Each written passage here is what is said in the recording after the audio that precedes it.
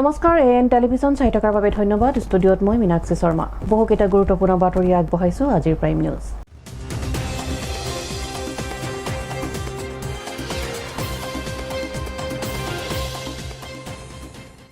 প্ৰথমে চাওঁ আহক কেইবাটাও গুৰুত্বপূৰ্ণ বাতৰিয়ে আজি দখল কৰা শিৰোনাম।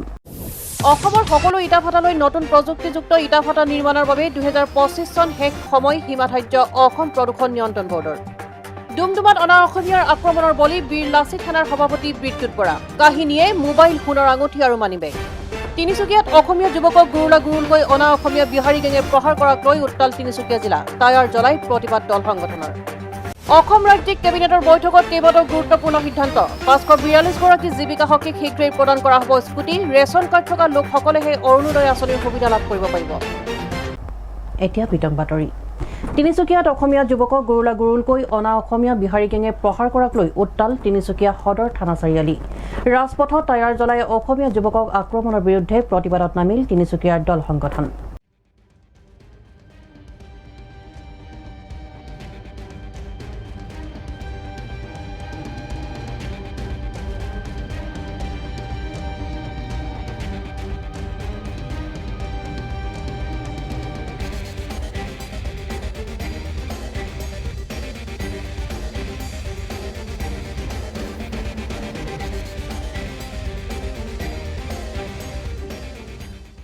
তিনিচুকীয়াত অসমীয়া যুৱকক গুৰুলকৈ অনা অসমীয়া বিহাৰী গেঙে প্ৰহাৰ কৰাক লৈ উত্তাল তিনিচুকীয়া সদৰ থানা চাৰিআলি।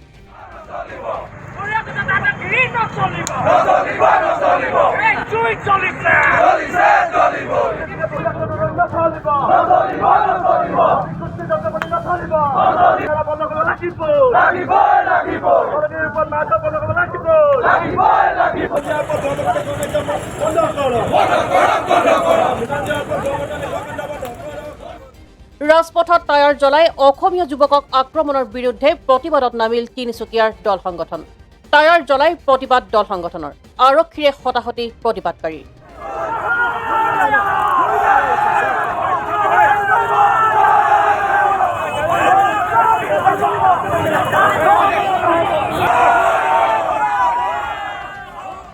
আৰক্ষীয়ে প্ৰতিবাদস্থলীৰ পৰাই চুচৰাই নিলে ছাত্ৰ মুক্তিৰ নেতা উমানন্দ মুদৈ মৰাণক। উমানন্দসহ 4জন প্ৰতিবাদকাৰীক আটক আৰক্ষী।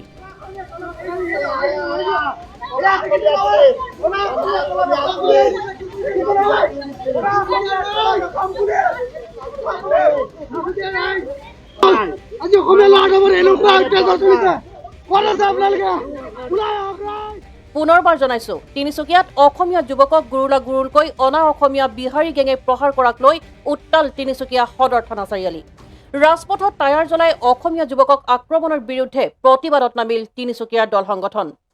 আৰক্ষীৰে হতাহতি প্ৰতিবাদকাৰী। আৰক্ষীয়ে প্ৰতিবাদস্থলীৰ পৰা চুচৰাই নিলে ছাত্ৰ মুক্তিৰ নেতা উমানন্দ মুদৈ মৰাণক। উমানন্দসহ 4জন প্ৰতিবাদকাৰীক আটক আৰক্ষী। ডেকাক মাথা মাৰোতে এই পুলিচগিৰি ক'ত গ'ল ডেকাক মাৰপিট কৰোতে বিহাৰী মাৰোৱাৰীয়ে ডেকাক মাৰপিট কৰোতে এই পুলিচগিৰি ক'ত গ'ল আমি সুধিব বিচাৰিছো। আমাৰ প্ৰশ্ন আছে যে এই যে বাবলুক অসভ্য আচৰণ কৰি দম দিলে বিহাৰীয়ে, তেতিয়া এই পুলিচগিৰি ক'ত গ'ল? এই পুলিচগিৰি ক'ত গ'ল আমি জানিব বিচাৰিছো। তেওঁলোকে যদি আমাৰ বাৰেকুৰি মৰাণ ল'ৰা এটাক আমাৰ স্কুলত চলাওঁতে যে মাৰপিট কৰিছিলে, ক'ত আছিলে এই পুলিচগিৰি? এই বুঢ়া ঘূৰাইছে, আপুনি অসমীয়া মানুহ হয় নহয়? আপুনি পোচাকযোৰ ইটো পাৰে অসমীয়া মানুহ হয় নহয়? অসমীয়া না আপুনি কওক। আপুনি ব্যুৰো ৰিপৰ্ট এএন টেলিভিছন।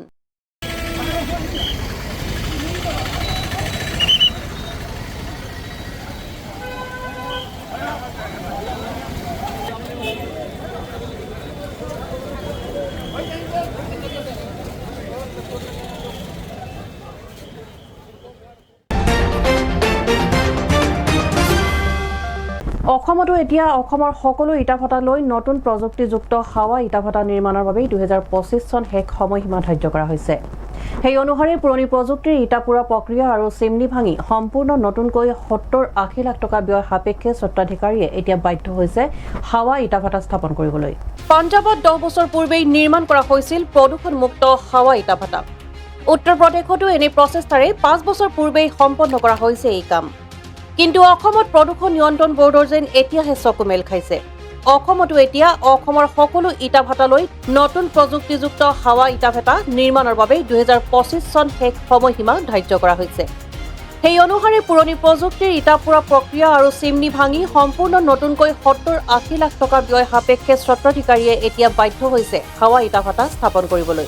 ये जिगजैग व हाइड्रा भट्टा बन रहा है, नई टेक्नोलॉजी है आसाम के लिए। पंजाब में ये 10 साल पहले हो चुका है, यूपी में ये 5 साल पहले लागू हो चुका है। सरकार ने इसके 2 साल दिए हैं, ये साल है अगला साल है। इन 2 साल में यहाँ के भट्टे वालों को करवाना जरूरी है। ये कैसे बनेगा और इसका फायदा क्या होगा? इसका फ़ायदा ये होगा, एक तो सरकार ने इसलिए मान्य किया है ये कि इसका प्रदूषण नहीं होता है। पंखा लगने के बाद प्रदूषण नहीं होता। पहले जो भट्टे होते थे उनकी छाई कच्ची गिरती थी नीचे, प्रदूषण होता था। इससे कोई प्रदूषण नहीं है। और भट्टे वाले के लिए ये फायदा है कि नंबर 1 ईंट की परसेंटेज ज़्यादा होगी। धुआं ऊपर चिमनी में निकलेगा। कैसा आएगा धुआं? काला धुआं आएगा या धुआं वाइट आएगा इसका, काला धुआं नहीं आएगा इसका। वाइट आएगा जी। ये नया जो ये टेक्नोलॉजी बनाने के लिए कितना खर्च पड़ता है और कितना इसके व्यवहार इसका बनने का खर्चा 10 से 11 लाख रुपए है। अगर बड़ा नहीं, पूरा भट्टा बनाने का मतलब मिस्त्री बनाने वाले का काम है ये 10 से 11 लाख रुपए का। विद मटेरियल भट्टे मालिक का, विद मटेरियल भट्टे मालिक का। तकरीबन क्या 1 करोड़ जाने की संभावना है? हाँ, अगर जमीन से अलग 1 करोड़ तो नहीं लगेगा, लेकिन 70-80 लाख रुपए लग जाएगा। ये असम में कहाँ हुआ है अभी? आसाम में गुवाहाटी है, आसाम से आगे बहुत आगे तक हो चुका है। फायदेमंद होगा ये बहुत भट्टे वाले के लिए भी फायदेमंद है, पब्लिक के लिए भी फायदेमंद है। कितना दिन लगेगा इसे बनाने में? इसे बनाने में, चिमनी बनाने में तो लगेगा 10 से 12 दिन बाकी है। अभी 5 दिन हो चुके हैं। कितना फीट ऊंचा होगा ये चिमनी? ये 100 फीट हाइट जाएगी इसकी। এনে প্ৰক্ৰিয়াৰে ইটা নিৰ্মাণ কৰিলে প্ৰদূষণ আঁতৰি যাব আৰু 100 ফুট ওখ চিমনিৰে পূৰ্বৰে কলা ধোৱাৰ বিপৰীতে বগা ধোৱা ওলাব। এই দৃশ্য বজালীৰ হাদেৰে বিবিয়া ইটা ভাটাৰ, য'ত পুৰণি ইটাৰ নিৰ্মাণ ক্ষেত্ৰ ভাঙি নতুনকৈ বনাবলৈ বাধ্য হৈছে। বজালীৰ প্ৰতিটো ভাটা এতিয়া ব্যস্ত এনে নিৰ্মাণ কাৰ্যত। এতিয়া ভাবক যে যি সময়ত পাঞ্জাবে 10 বছৰ পূৰ্বেই এনে প্ৰচেষ্টা, সেই কাম অসমৰ প্ৰদূষণ নিয়ন্ত্ৰণ বৰ্ডে যেন এতিয়াহে শিকিছে। আমাৰ ভেটাটো 1985 চনত আৰম্ভ হৈছিল। মোৰ দেউতাই খুৰাহঁত আমাৰ গোটেইবিলাক একেলগে স্থাপন কৰিছিলে আৰু প্ৰদূষণ নিয়ন্ত্ৰণ বৰ্ডে 2025 চনৰ ভিতৰত এইটো আমাৰ আগৰ যিটো ফিক্স ভেটা আছিল তাৰ পৰা আপগ্ৰেড কৰি পেলাই হাইড্ৰা বা জিগজাগ ভেটালৈকে পৰিণত কৰিবলৈ দিছে। কি হয় ইয়াৰ ফলত কৈছে? গোটেই অসমতে কৈছে। ইয়াৰ ফলত কি হয়? ইয়াৰ পাৰ্থক্যটো মানে প্ৰদূষণটো আগত যিখিনি এটা পাৰ্চেণ্টেজ আছিল তাতকৈ কম হ'ব বুলি কৈছে। ফেন মানে এইটো কি হয়, আগতে আছিল নেচাৰেল বেছত আৰু এইটোত মানে কি হয়, এইটো মেকানিকেলি মানে ফেন হৈ পেলাই চাকিং কৰি পেলাই সেইটো টেকন'লজি। আৰু প্ৰদূষণটো মানে আগতে ধোঁৱাবিলাক যেনেকুৱা কৰি ওলাইছিল, এতিয়া ধোঁৱাটো ওলাব, বগা ধোঁৱা ওলাব, প্ৰদূষণ কলা ধোঁৱা নোলায়। খৰচ নিশ্চয় আপোনালোকে ব্যয় কৰিব লাগিব। ইয়াত কিমান ইটা ব্যৱহাৰ হ'ব, খৰচ কিমান মান আনুমানিক পৰিব ইয়াত? ইয়াতো ইটা 7-8 লাখ ইটা ব্যৱহাৰ হ'ব গোটেই ৰাউণ্ডটোত বনাওঁতে, আৰু বাকী লেবাৰ চাৰ্জ লৈ পেলাই ধৰক 10-15 লাখ টকা লাগিব। 70-80 লাখ টকা খৰচা হৈ যাব গোটেইখিনি প্ৰত্যেকে ব্যয় কৰিব লাগিব। সেইটো কৰিব লাগিব। এইটো যদি এইটো নিৰ্দেশ প্ৰদূষণ বৰ্ডৰ মানা নহয়, তেতিয়া ভাটাবিলাকৰ কি অৱস্থা হ'ব? তেতিয়া তেওঁলোকৰ পাৰ্মিশ্যনটো নিদিব। প্ৰদূষণ নিয়ন্ত্ৰণ বৰ্ডৰ আমাৰ যিহেতু প্ৰত্যেক বছৰে কনচেণ্ট টু অপাৰেটখন দিয়ে, গতিকে আমি সেইখন নাপাম, তেতিয়া চলাবও নোৱাৰিম। Bureau report, AN television.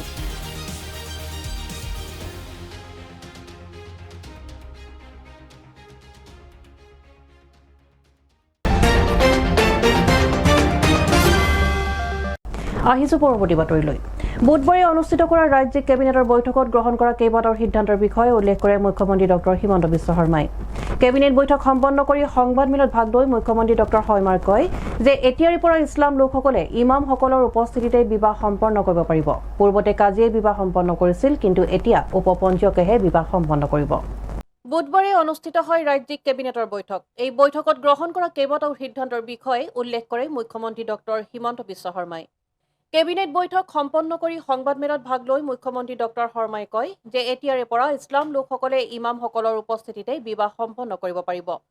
পূৰ্বতে কাজিয়ে বিবাহ সম্পন্ন কৰিছিল, কিন্তু এতিয়া উপপঞ্জীয়কেহে বিবাহ সম্পন্ন কৰিব। ইয়াৰ উপৰিও মুখ্যমন্ত্ৰী ডক্টৰ শৰ্মাই কয় 542 গৰাকী জীৱিকা সখীক শীঘ্ৰেই প্ৰদান কৰা হ'ব স্কুটি। আজিৰ দিনত 27 লাখ মহিলাই অৰুণোদয় আঁচনি লাভ কৰি আছে। এতিয়াৰে পৰা ৰেচন কাৰ্ড থকা লোকসকলেহে অৰুণোদয় আঁচনিৰ সুবিধা লাভ কৰিব পাৰিব, অন্যথা অৰুণোদয় আঁচনিৰ সুবিধাৰ পৰা বঞ্চিত হ'ব। কেবিনেটত এই বৰ্ষত মাধৱদেৱৰ তিথিৰ চৰকাৰী বন্ধ 24 আগষ্টত দিয়াৰ কথা উল্লেখ কৰাৰ লগতে শংকৰদেৱ বঁটা সন্দৰ্ভত 2023 বৰ্ষৰ শংকৰদেৱ বঁটা সোণাল মানসিঙক প্ৰদান কৰা হ'ব বুলি কেবিনেটৰ অন্তত মুখ্যমন্ত্ৰীয়ে জানিবলৈ দিয়ে। উল্লেখ্য যে সংবাদমেলত মুখ্যমন্ত্ৰীগৰাকীৰ সৈতে উপস্থিত থাকে মন্ত্ৰী অতুল বৰা, পীযুষ হাজৰিকা, কেশৱ মহন্ত, যোগেন মোহন, ডাঃ ৰণোজ পেগু, জয়ন্ত মল্ল বৰুৱা আৰু Ajanta Neog. News desk AN television. এইখিনিতে সময় এৰি চমু বাণিজ্যিক বিৰতিৰ পাছত কেইবাটাও গুৰুত্বপূৰ্ণ বাতৰি লৈ পুনৰ উভতি আহিম। চাই থাকক AN টেলিভিজন। দেশৰ অন্যতম বৃহৎ কেঞ্চাৰ কেয়াৰ নেটৱৰ্কৰ বিশেষজ্ঞ চিকিৎসক এতিয়া আপোনাৰ ডিব্ৰুগড় চহৰত। কলিকতা, বেংগালুৰু, মুম্বাইৰ HCG কেঞ্চাৰ কেয়াৰ চেণ্টাৰৰ সহযোগত এতিয়াৰে পৰা ডিব্ৰুগড়ৰ SM হাস্পতালত উপলব্ধ হ'ব কৰ্কট ৰোগীসকলৰ বাবে সকলো সা সুবিধা। কাৰণ হস্পিটেলখনত প্ৰত্যেক মাহৰ দ্বিতীয় আৰু চতুৰ্থ শুকুৰবাৰে এই সেৱা উপলব্ধ থকাৰ লগতে হস্পিটেলখনত কৰ্কট ৰোগীসকলক বিশেষ চিকিৎসা প্ৰদান কৰাৰ উদ্দেশ্যৰে উপস্থিত থাকিব দেশৰ আগশাৰীৰ কেঞ্চাৰ কেয়াৰ চেণ্টাৰ HCG মুম্বাইৰ কৰ্কট বিশেষজ্ঞ ডাঃ তুষাৰ পাৱাৰ। কৰ্কট ৰোগীসকলৰ বাবে ভিন্ন সা সুবিধা কৰাৰ লগতে বহু ৰেহাই মূল্যতে চিকিৎসা কৰা হ'ব HCG কেঞ্চাৰ কেয়াৰ চেণ্টাৰৰ তৰফৰ পৰা। উল্লেখ্য যে ডিব্ৰুগড় চহৰৰ SM হস্পিটেলত 23 আগষ্টৰ দিনা দিনৰ 11 বজাৰ পৰা 1 বজালৈ উপস্থিত থাকিব কৰ্কট বিশেষজ্ঞ ডাঃ তুষাৰ পাৱাৰ।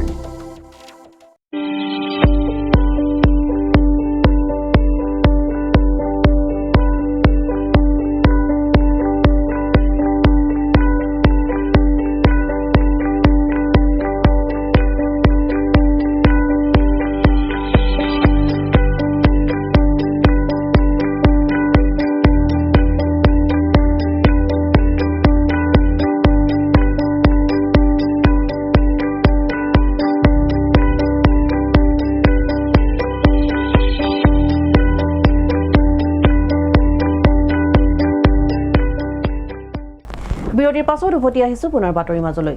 হোজাইত সংঘটিত হৈছে এক জঘন্য হত্যাকাণ্ড। দেশৰ আইন কানুনক কেৰেপ নকৰি এজন নিৰীহ লোকক মৰিয়াই হত্যা কৰিলে এটা বৃহৎ চক্ৰই। আৰক্ষীৰ প্ৰশাসনে গিজগিজাই থকা হোজাইতো এতিয়া নিৰাপত্তাহীন সৰ্বসাধাৰণ ৰাইজ। হোজাইত সংঘটিত হৈছে এক জঘন্য হত্যাকাণ্ড। দেশৰ আইন কানুনক কেৰেপ নকৰি এজন নিৰীহ লোকক মৰিয়াই হত্যা কৰিলে এটা বৃহৎ চক্ৰই। আৰক্ষী প্ৰশাসনে গিজগিজাই থকা হোজাইতো এতিয়া নিৰাপত্তাহীন সৰ্বসাধাৰণ ৰাইজ। দেশত কঠোৰ আইন ব্যৱস্থা থকা স্বত্বেও হোজাইত এজন গাড়ী চালকক ঘৰৰ পৰা উঠাই আনি কেনেকৈ হত্যা কৰা হ'ল তাক লৈ উত্থাপিত হৈছে প্ৰশ্নৰ। উপযুক্ত তথ্য নথকা স্বত্বেও চুৰিৰ অভিযোগ তুলি লোকজনক জঘন্যভাৱে হত্যা কৰাৰ ঘটনাই সমগ্ৰ জিলাখনত সৃষ্টি কৰিছে চাঞ্চল্যৰ। সামান্য এটা CCTVৰ ভিডিঅ' ক্লিপৰ ভিত্তিত 17-18 জনীয়া এটা দলে গাড়ী চালক ফৰিদ উদ্দিনক ঘৰৰ পৰা এখন 4চকীয়া গাড়ীৰে উঠাই নি হত্যা কৰাৰ অভিযোগ উত্থাপিত হৈছে। ইতিমধ্যে CCTV কেমেৰাৰ যিটো ভিডিঅ' সামাজিক মাধ্যমত ভাইৰেল হৈছে তাত চুৰিকাণ্ড সংঘটিত কৰাৰ কোনো তথ্য পোহৰলৈ অহা নাই, যাৰ ফলত ভাৰতীয় আইন কানুনক বুঢ়া আঙুলি দেখুৱাই হত্যাকাণ্ড সংঘটিত কৰা হত্যাকাৰী কেইটাৰ অভিযোগ কিমান সত্য সেয়াও সম্পূৰ্ণ সন্দেহৰ আৱৰ্তত। হোজাই চিকাৰীবাৰীত সংঘটিত হৈছে এই জঘন্য অমানৱীয় বৰ্বৰ হত্যাকাণ্ড। ফৰিদ উদ্দিন নামৰ এগৰাকী গাড়ী চালকক অতি নিৰ্মমভাৱে আক্ৰমণ কৰি হত্যা কৰিলে এটা বৃহৎ চক্ৰই। হত্যাৰ পূৰ্বে অতি নিৰ্মমভাৱে আক্ৰমণ কৰি কাটি দিয়া হৈছিল ফৰিদৰ চুলি। মূৰমুখ অৱস্থাত জোৰাপুখুৰী জিলা অসামৰিক চিকিৎসালয়লৈ নিয়া হয় যদিও মৃত্যু হয় ফৰিদৰ। মৃত ফৰিদ উদ্দিন মুৰাঝাৰৰ ছাৱাজপুৰ গাঁৱৰ বাসিন্দা। কিছুদিন ধৰি ভাৰতীয় হিচাপে হোজাইৰ আহমেদ নগৰত বসবাস কৰি আহিছিল ফৰিদে। জানিব পৰা মতে ইতিমধ্যে ঘটনাৰ সন্দৰ্ভত হোজাই আৰক্ষীয়ে 3জন লোকক আটক কৰি আৰম্ভ কৰিছে ঘটনাৰ তদন্ত। ইপিনে এই ঘটনাৰ এক উচ্চ পৰ্যায়ৰ তদন্তৰ জৰিয়তে ঘটনাৰ সৈতে জড়িত থকা প্ৰতিজন অভিযুক্তক শীঘ্ৰেই আইনৰ আওতালৈ আনি কঠোৰতকৈ কঠোৰ শাস্তিৰ ব্যৱস্থা কৰিবলৈ হোজাই প্ৰশাসনৰ লগতে অসম আৰক্ষীক দাবী উত্থাপন কৰে হোজাই জিলা সদৌ অসম গাড়ী চালক সন্থাই। হোজাইত আজি যিটো কাণ্ড হৈছে, আমাৰ চালক এজনক চুৰিৰ সন্দেহত SP পেট্ৰল পাম্পৰ কৰ্তৃপক্ষ 6-7 জনীয়া দলে ঘৰৰ পৰা পুৱা 8 মান বজাত এখন গাড়ীৰে গৈ উঠাই আনি আৰু হোজাই চিকাৰীবাৰীৰ যিখন গেৰেজ আছে আৰু গেৰেজৰ ভিতৰত সোমাই নিৰ্মমভাৱে মাৰপিট কৰি হত্যা কৰিছে। গতিকে এই যিসকলে এই চালকজনক চুৰিৰ সন্দেহত আনি হত্যা কৰিছে, মাৰপিট কৰি পেলাই, গতিকে এইসকলক ইতিমধ্যে হোজাই আৰক্ষীয়ে 3জনক আটক কৰিছে। গতিকে এই সংক্ৰান্তত যিসকল জড়িত হৈ আছে প্ৰায় 16-17 জনীয়া দলে এই চালকজনক মৰিয়াই মৰিয়াই হত্যা কৰিছে। গতিকে এই মৰিয়াই হত্যা কৰা চালকজনক উচিত ন্যায় পাব লাগে আৰু যিসকলে মাৰিছে তেখেতসকলক উচিত শাস্তি প্ৰদান কৰিব লাগে। মই হোজাই আৰক্ষীক বা অসম আৰক্ষীক মই অনুৰোধ জনাইছো। আৰু যিজন চালকে চুৰি কৰিছে বুলি কৈছে তেখেতসকলৰ তাত কোনো তথ্য নাই। তেখেতসকলে এটা CCTV কেমেৰাৰ জৰিয়তে এটা ফুটেজ চালকজনক লৈছে আৰু লৈ পেলাই চালকজনে যে চুৰি কৰিছে কোনো তেখেতসকলৰ তাত হেৰি নাই। যদি চুৰি কৰিছে, মই কৈছো যদি চালকজনে চুৰি কৰিছে, গতিকে তেখেতসকলে আইন হাতত তুলি লোৱাৰ ক'ত অধিকাৰ পালে? গতিকে প্ৰশাসন আছে, আইন আছে, গতিকে আইনৰ তেখেতসকলে ব্যৱস্থা গ্ৰহণ কৰিব লাগিছিল। নকৰি এই চালকজনক যে মাৰপিট কৰি মাৰি পেলাই দিলে। গতিকে আমি সদৌ অসম গাড়ী চালক সন্থাৰ পৰা সকীয়াই দিব বিচাৰিছো যাতে এনেকুৱা কাণ্ড আৰু কেতিয়াও অসমত নহয়। আৰু যিসকল এই দুষ্কৃতিকাৰী এই চালকজনক হত্যা কৰিছে মৰিয়াই, গতিকে এইসকলক কঠোৰৰ পৰা কঠোৰ অসম আৰক্ষীয়ে যাতে তেখেতসকলক শাস্তি প্ৰদান কৰে তাৰে কামনা। Bureau' report AN television.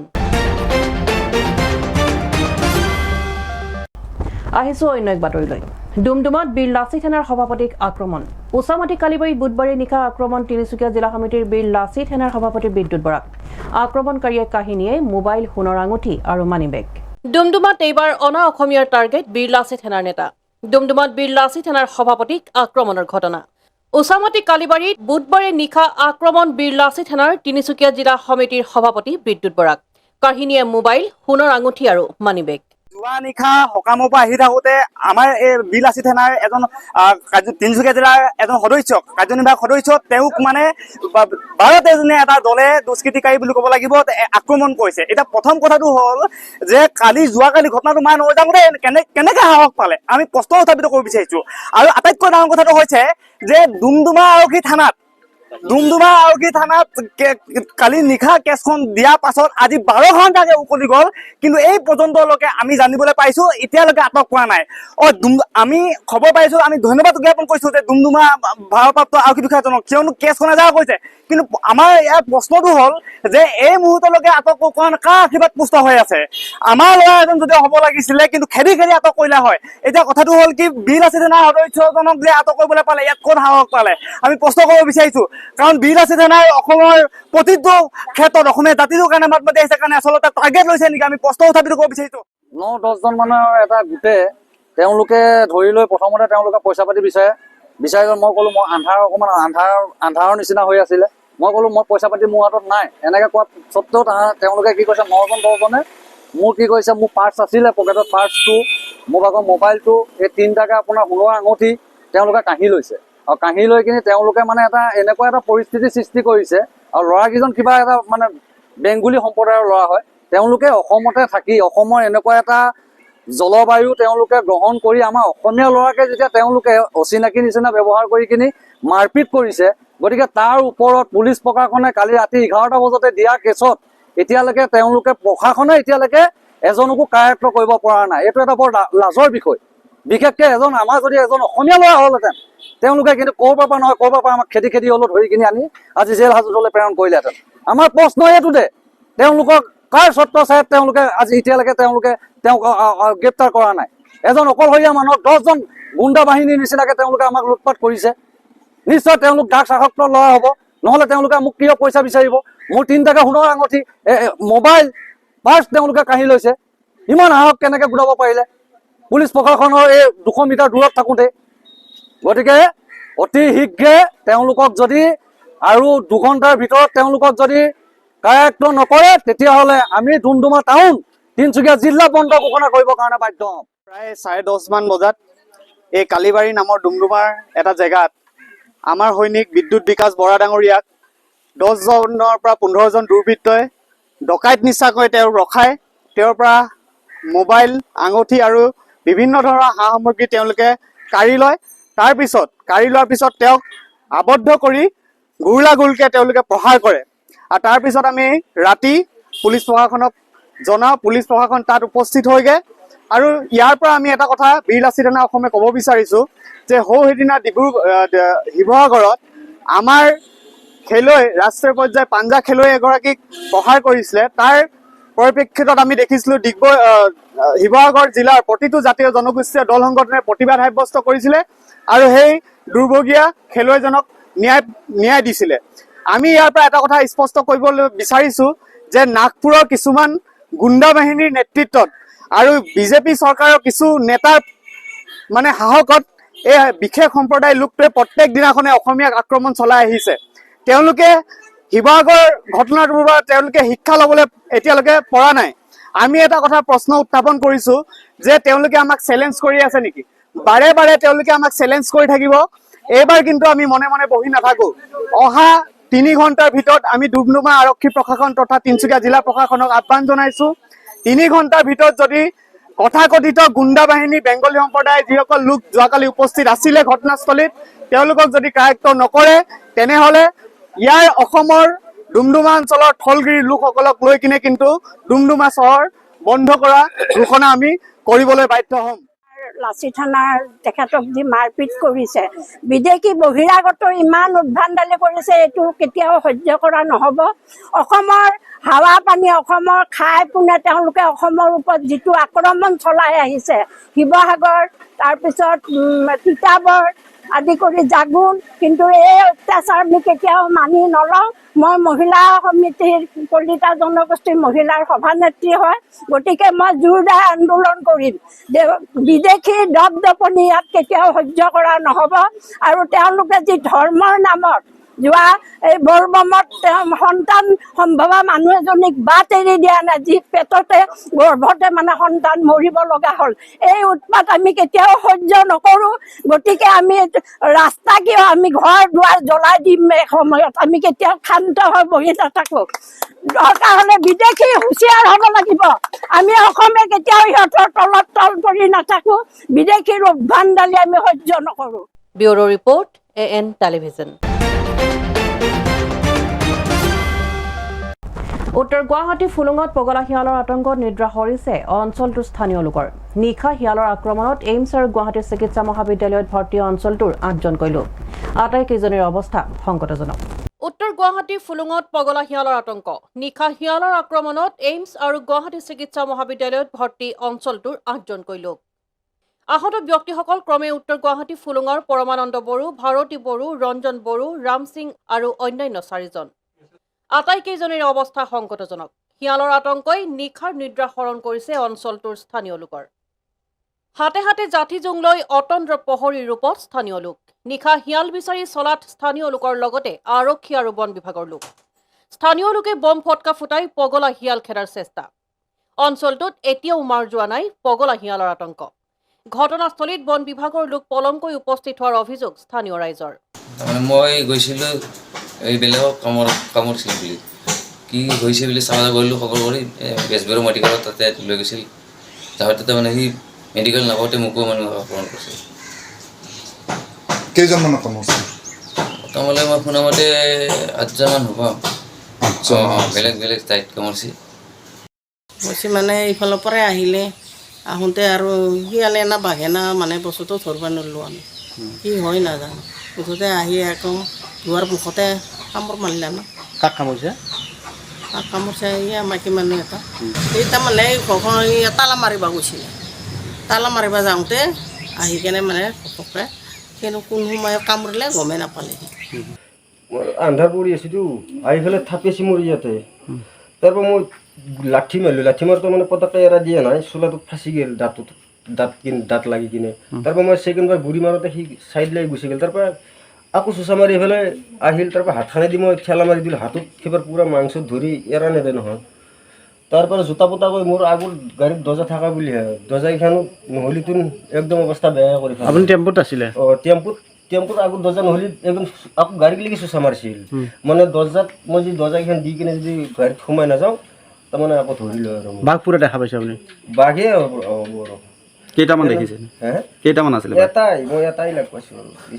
পিছফালে মানে মই দেখা পালোঁ, এতিয়া মানে লেজাৰো দেখিলোঁ, এতিয়া শিয়ালে নে কি বেলেগ বস্তু মই মানে গম নাপালোঁ আৰু। এতিয়া অলপ মানে দেখা পালোঁ, আন্ধাৰো আছিল ন ৰাতিৰ কথা, সেইটো কাৰণে মানে অলপ গমো নাপালোঁ। দেখিলোঁ অলপ মানে যিখিনি দেখিলোঁ সেইটো আৰু মানে শিয়াল দৰে লাগিছে আৰু মানে।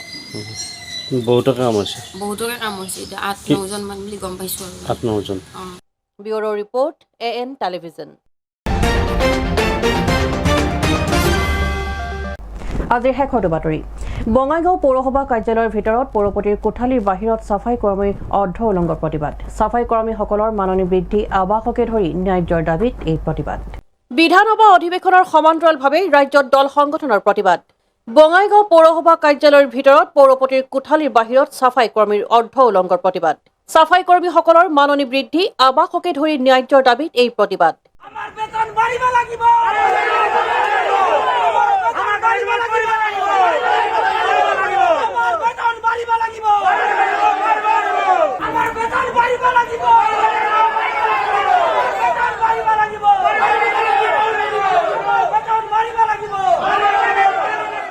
চাফাই কৰ্মীসকলে সম্প্ৰতি মাননি হিচাপে লাভ কৰি আছে কেৱল ৩,০০০কৈ টকা বাৰম্বাৰ আলোচনাৰ পিছতো মাননিকে ধৰি কোনো সমস্যাৰ সমাধান কৰিব নোৱাৰিলে চৰকাৰে চাফাই কৰ্মী সন্থাৰ কেন্দ্ৰীয় সভাপতি ভীম বাজপুৰে কয় পৌৰসভাই এই চাফাই কৰ্মীৰ কষ্টৰ বিনিময়তে লাভ কৰি আহিছে চাফ চিকুণৰ বাবে পুৰস্কাৰ কিন্তু চাফাই কৰ্মীৰ সমস্যাক লৈ চিন্তিত নহয় পৌৰসভাসমূহ তথা চৰকাৰ